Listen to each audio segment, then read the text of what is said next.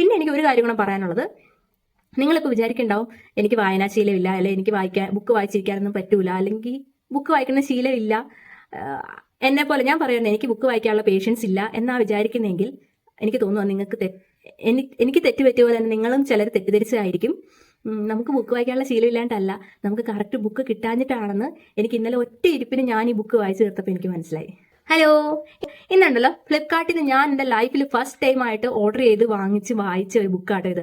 വേറൊരു YouTuber recommend ചെയ്ത് അതിന് താഴെ കമന്റ്സിലൊക്കെ എല്ലാവരും അടിപൊളിയെന്ന് പറഞ്ഞ് കേട്ടിട്ട് ഞാൻ മേടിച്ചതാണ്.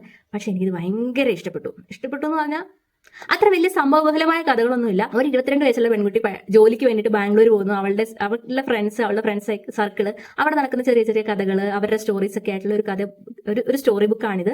അതിന്റെ ലാസ്റ്റ് എൻഡിങ്ങിൽ അവർ പറഞ്ഞ് അവസാനിപ്പിക്കുന്നത് നമ്മളെ തന്നെ സ്നേഹിക്കണം, നമ്മളെ സ്നേഹിച്ചിട്ടേ ആൾക്ക് നമ്മൾ ഇടം കൊടുക്കാവുള്ളൂ, വേറൊരാള് ലൈഫിൽ സന്തോഷം കൊണ്ട് വരുന്നു നമ്മൾ ഒരിക്കലും വിചാരിച്ചിരിക്കരുതെന്ന് അവസാനിപ്പിച്ചാണ്. അങ്ങനെയാണ് കഥ അവസാനിപ്പിച്ചേക്കുന്നത്. നമ്മളെ മനസ്സിലാക്കണം എന്നുള്ള രീതിയിൽ. എനിക്കിത് വായിച്ചിട്ട് എനിക്ക് ഇഷ്ടപ്പെട്ടു. അപ്പൊ ശരി, ബൈ.